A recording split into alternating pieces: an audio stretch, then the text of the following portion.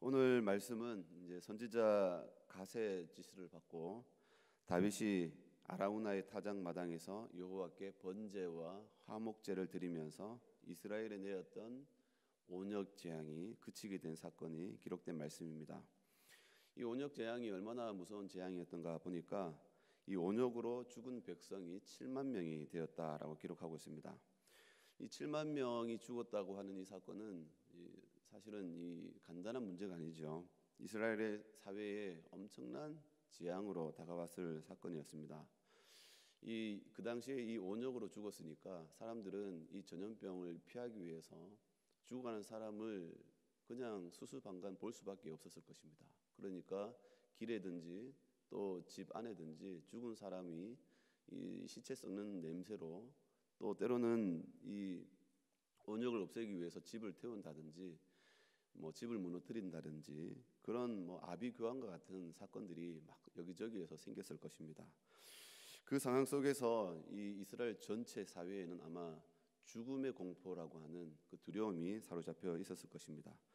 사람들은 전혀 손쓸 수 없는 속수무책으로 당할 수밖에 없는 그냥 걸렸다 하면 죽어가는 이런 상황 속에서 사람들은 죽음의 공포성에 휩싸였을 것입니다.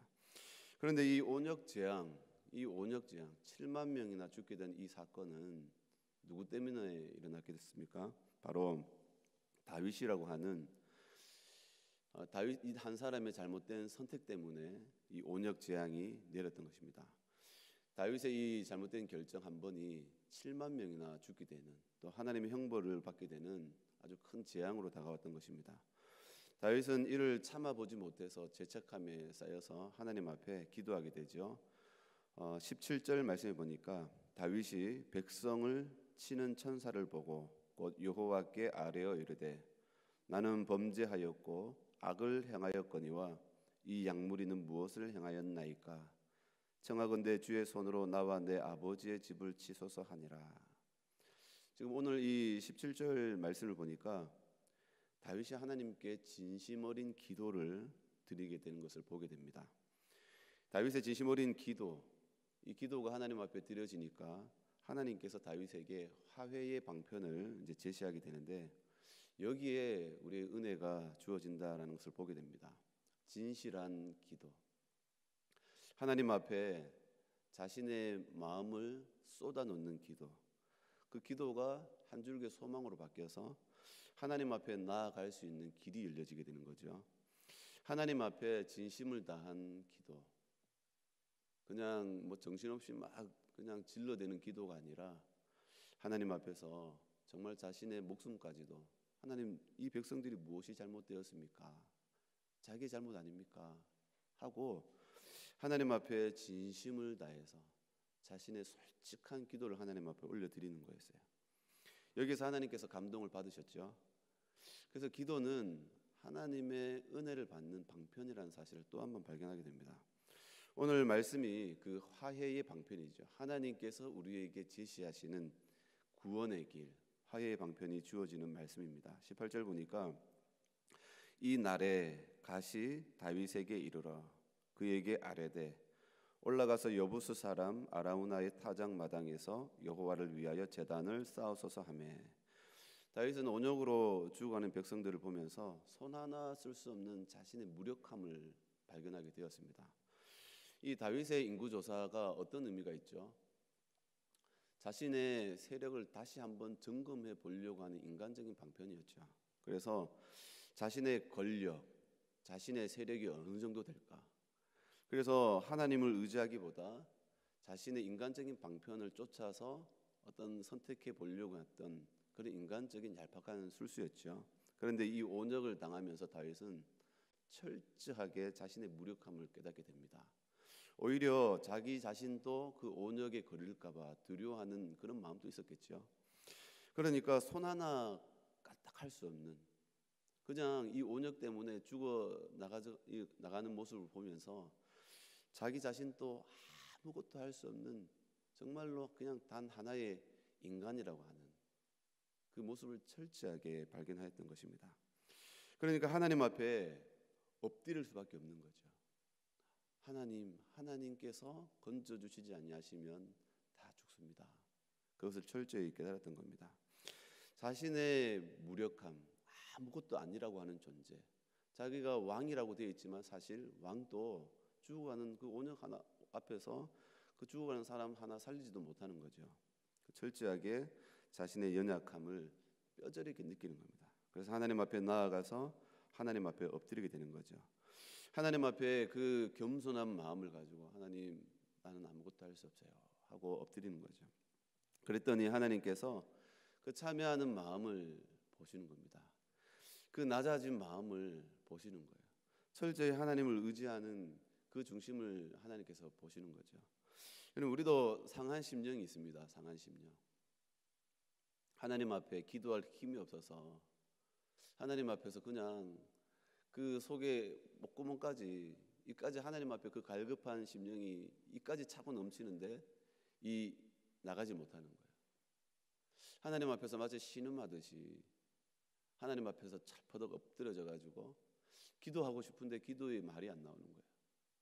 하나님은 내가 막 억지로 기도하려고 막 안간힘을 쓰기보다 하나님 앞에 그 눈물 젖은, 그렇지만 아무 말도 나오지 않는 그 심령 속에서도 하나님은 은혜를 주신다는 겁니다. 우리가 하나님 앞에 나와서 마음을 치면서 그 답답한 마음을 하나님 앞에 어떻게 해야 될까? 하나님, 이 답답한 심령 하나님 아세요? 하고 하나님 앞에 내어놓지만 하나님도 아신다는 겁니다. 그래서 그 답답한 절규 속에 나오는 그 아무 소리도 없는 그 허덕이는 그 속에서 눈물만 그냥 쏟아지면서 그 쏟아지는 그 심령 하나님은 아시고 하나님께서 은혜의 손길을 내밀어 주십니다. 우리는 하나님 앞에 나와서 우리의 자복하는 심령, 그리고 진심 어린 기도, 하나님 앞에 한마디 한마디 내어놓을 때 그냥 내뱉는 기도가 아니라 하나님 은혜를 절실히 간구하면서 하나님을 찾을 수 있는 우리 모두가 될 수 있기를 바랍니다. 그럴 때에 그 범죄의 웅덩이 속에서 다윗이 빠져서 허덕일 수밖에 없었던 그 상황 속에서 하나님은 하혜의 길, 방편을 제시하고 있습니다. 그렇다면 하나님께서 하혜의 방편을 주시는 그것이 무엇일까요? 보니까 첫 번째가 번제와 화목제 제사 속에서 피 흘림이라고 하는 사실입니다. 히브리서 9장 22절에 보니까 피 흘림이 없이는 제사함이 없다라고 성경은 분명하게 정의를 하고 있습니다. 하나님과 나 사이에 놓여져 있는 이 죄의 담, 하나님과 나 사이에 처져 있는 이 죄의 굴레, 이것은 내가 아무리 하나님 앞에 어떤 의로운 행동을 해도, 하나님 앞에 어떤 정성을 쌓는다고 해도 그 죄의 문제는 해결되지 않는다는 거죠. 그래서 우리가 하나님 앞에 나아갈 수 있는 것은 아무것도 없어요. 내가 하나님 앞에 나아갈 수 있는 것은 아무것도 없죠. 오히려 하나님께서 우리에게 은혜의 길을 열어주시지 아니하시면 우리가 하나님 앞에 나아갈 수 없죠. 그 은혜의 길이 뭘까요? 바로 예수 그리스도의 피 흘림을 통해서, 속죄의 제사를 통해서 우리의 죄를 용서하시고 우리의 죄를 보지 아니하시고 그 은혜를 통해서 하나님께서 우리에게 오셔서 구원해 주시는 은혜의 방편이라고 하는 사실입니다. 이 은혜의 길이 하나님께 열어주시지 아니하시면 우리가 나아갈 수가 없죠. 오늘 본문 25절을 보니까 그곳에서 여호와를 위하여 제단을 쌓고 번제와 화목제를 드렸더니 이에 여호와께서 그 땅을 위한 기도를 들으시매 이스라엘에게 내리는 재앙이 그쳤더라. 하나님께서 우리에게 주시는 그 희생의 피, 그것을 우리가 붙들므로 우리가 나아갈 수가 있죠. 그 은혜의 피, 그 예수 그리스도의 속죄의 피, 그 은혜가 우리가 붙들 수 있는 은혜의 방편입니다. 그래서 우리가 하나님 앞에 나아갈 때는 뭐 100일 기도하고 뭐 그죠? 그것이 하나님 앞에 아니라 하나님께서 정말 기뻐하시는 거, 예수 그리스도를 의지하는 거죠. 예수 그리스도를 바라보고 나의 연약함을 비우고 예수 그리스도의 피로 적시는 겁니다.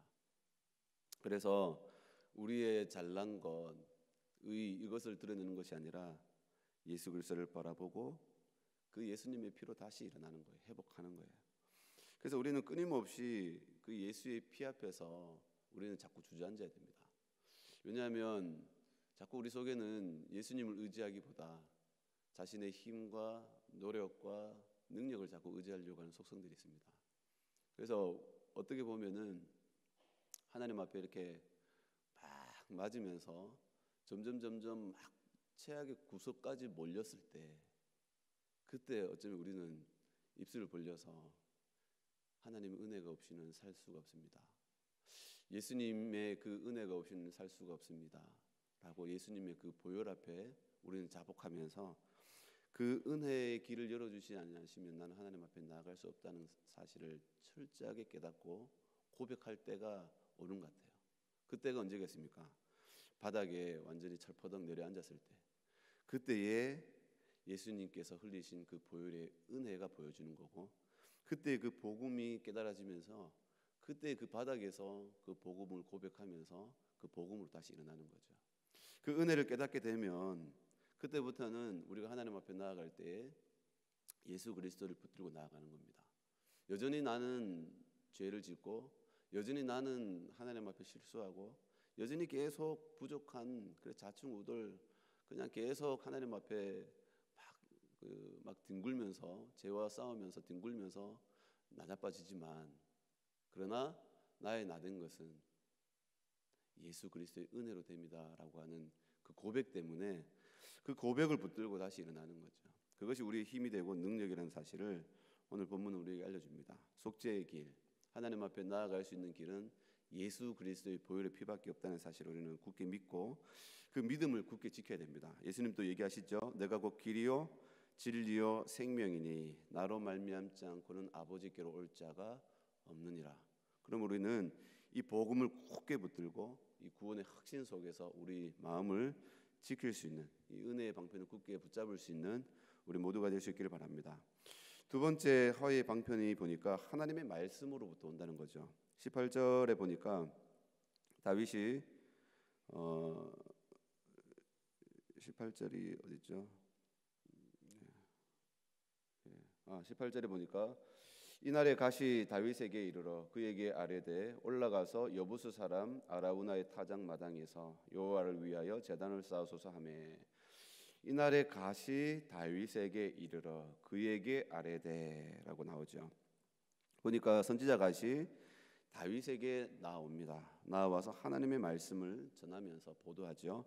선지자 갓은 어떤 사람이죠? 사흘 전에 다윗에게 세 가지 하나님의 저주, 하나님의 매에 대해서 소개를 하죠. 그러면서 7일 동안 사람들에게 쫓겨 다닐 것입니까? 아니면 7년 동안 뭐 그런 얘기를 하죠. 그리고 이제 7만 명이 죽는 거죠.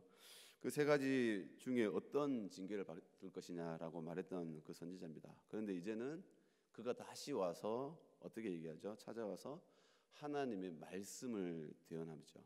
그러면서 살 방법을 알려줍니다.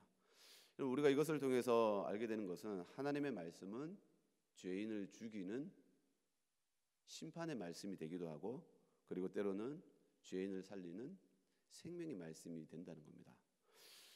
하나님의 말씀을 통해서, 진리의 말씀을 통해서 사람을 살리기도 하고 죽이게 되죠. 그래서 우리는 죄의 늪에 빠졌을 때, 그리고 허덕일 때, 환난과 고난 속에서 근심할 때, 때로는 우리가 살아가는 삶의 길에서 길을 잃을 때, 그럴 때 무엇을 생각해야 될까요? 무엇을 생각해야 될까요? 살 길이 있습니까? 기도해야 되죠. 말씀을 가까이 해야 된다는 겁니다. 말씀, 하나님의 말씀이 우리를 살리는 능력이 된다는 겁니다. 하나님의 말씀이 우리의 길을 열어가는 내 발의 등이라는 사실입니다. 하나님의 말씀에 귀를 기울이고 그 말씀을 통해서 우리가 살 길을 찾는다는 겁니다. 그럼 우리는 어떤 상황에 처하든지 하나님의 말씀을 쫓아갈 수 있는, 길을 열어갈 수 있는 우리가 될 수 있길 바랍니다. 그래서 우리의 연약함 속에서도, 때로는 우리가 허덕일 때에도, 그때에 다른 것을 바라보지 말고 하나님의 말씀을 살펴보면서 그 말씀에 우리의 귀를 기울이고, 그 말씀을 통해서 우리가 때로는 연단을 받기도 하고, 그 말씀을 통해서 때로는 우리가 하나님 앞에서 우리의 모난 부분을 깎아내면서 하나님의 말씀에 대한 비전을 키워나가는 거죠. 그래서 우리는 말씀을 붙잡을 수 있는 신앙이 될 수 있기를 바랍니다. 또 여기서 한 가지 더 살펴볼 것은 이방인 아라우나의 헌신의 모습이 나오죠. 20절에서 23절에 보니까 아라우나가 다윗을 보면서 다윗에게 나아가서 하는 얘기가 나옵니다. 보니까 22절에 보니까 아라우나가 다윗에게 아뢰되 원하건대 내 주 왕은 좋게 여기시는 대로 취하여 드리소서. 번제에 대하여는 소가 있고 뗄 나무에 대하여는 마당질하는 도구와 소의 멍에가 있나이다. 지금 아라우나가 가만히 자기의 타작마당에서 지켜보고 있으니까 다윗이 자기에게로 올라오는 거죠. 이 아라우나가 굉장히 놀랐을 거예요. 근데 다윗이 아라우나에게 와서 하는 얘기가 뭘까요? 다윗이 처음부터 제일 먼저 하는 얘기가 아라우나의 타작마당을 사서라고 얘기합니다. 그러니까 이 아라우나가 다윗의 말을 들을 때 어떤 기분이 들까요? 내가 지금 네 땅을 빼앗으러 왔어. 내가 지금 네 땅을 취할 거야 라고 하는 말로 들리지 않을까요? 그럼 당시 땅은 그냥 단순한 재산이 아니었어요. 그것은 자기 아버지로부터 자기 조상으로부터 내려오는 유업이었습니다. 유업. 자신의 가문을 지키는 하나의 기업이었어요. 그런데 그 땅을 다윗이 빼앗겠다라고 하는 거죠. 사서 내가 네 손에서 사서 빼앗겠다는 말과 똑같은 말이죠. 그런데 아라우나가 그 말을 듣고 그리고 그 용도를 듣고 다윗 앞에서 그 땅뿐만 아니라 자기의 소도 그리고 그 나무도 땔감도 모든 것들을 다 제공하겠습니다라고 헌신의 마음을 드리게 됩니다. 이 아라우나의 이 헌신의 마음은 사실 쉬운 것이 아니죠. 그런데 하나님 앞에 다윗보다도 더 다윗이 생각하는 것보다 더 넘치도록 자기가 그것을 드리겠다라고 하는 것을 보게 됩니다. 그럼 이 아라우나의 헌신 속에서 나중에 이것이 어떻게 됐냐? 이 땅이 나중에 솔로몬의 성전을 짓는 터가 됩니다. 그리고 또 이 전에 보니까 아브라함이 이삭을 바쳤던 모리아 산에 바로 이 아라우나의 타작마당이다라고 기록하고 있습니다. 이 아라우나의 헌신을 통해서 많은 사람들이 하나님 앞에 예배할 수 있는 영적인 공간이 되는 것을 보게 되죠. 우리도 선한 사역을 위해서 또 아라우나와 같이 이 헌신을 드리는 그런 터가 되어서 그래서 많은 사람들이 기울일 수 있는, 많은 사람들이 와서 쉴 수 있는 그런 영적인 터가 될 수 있는 그런 헌신의 삶을 살아갈 수 있는 풍성하게 하는 삶을 살 수 있는 우리 모두가 될 수 있기를 바랍니다. 그래서 하나님 앞에 영광을 드리는 그러한 삶을 살 수 있는 우리 모두가 될 수 있기를 주님의 이름으로 축원을 드립니다. 기도하겠습니다. 이것이 곧 적게 심는 자는 적게 거두고 많이 심는 자는 많이 거둔다 하는 말이로다. 각각 그 마음에 정한 대로 할 것이요 인색함으로나 억지로 하지 말지니 하나님은 즐겨내는 자를 사랑하시느니라. 하나님이 능히 모든 은혜를 너희에게 넘치게 하시나니 이는 너희로 모든 일에 항상 모든 것이 넉넉하여 모든 착한 일을 넘치게 하게 하려 하심이라고 하신 약속의 말씀을 기억합니다. 주님, 이 말씀과 같이 우리가 하나님 앞에 인색하지 아니하고 또한 우리의 삶이 늘 하나님 앞에서 또 사람들 앞에서 풍성하게 드릴 수 있는 삶이 되기를 원합니다. 그래서 우리가 우리의 물질뿐만 아니라 또한 우리의 시간도 때로는 우리의 노동력도 힘도 하나님 봉사도 우리에게 주어진 은사들도 하나님의 영광을 위해서 드려지고 또 하나님 앞에 영적 예배자의 삶을 살아갈 수 있는 우리가 될 수 있도록 크신 은혜를 더하여 주시옵소서. 하나님의 말씀과 같이 능히 하나님의 넘치는 은혜를 주신다고 하셨사오니 모든 필요를 따라 채우시며 또한 우리의 삶 속의 모든 부분 속에 하나님의 차고 넘치는 은혜로 역사하여 주시옵소서. 이 새벽에도 하나님 앞에 정성껏 예물을 드립니다. 드려지는 예물 속에 하나님 앞에 간절한 기도와 소원을 가지고 드려지는 기도 제목들이 있습니다. 주님께서 그 중심을 살피시고 기도 제목과 같이 하나님 앞에 올려드리는 기도와 같이 응답하여 주시고 긍휼히 여겨 주시며 역사하여 주시옵소서. 이 새벽에도 하나님 앞에 나와서 기도합니다. 우리 입술 열어주시며 우리의 심령을 주님께서 붙들어 주시고 우리의 마음과 생각을 그리스도 예수 안에서 하나님의 평강으로 채우시고 인도하여 주실 줄 믿습니다. 이 새벽에도 우리의 심령을 주장하여 주시옵소서. 주께 감사드리오며 거룩하신 예수님의 이름으로 기도드리옵나이다. 아멘.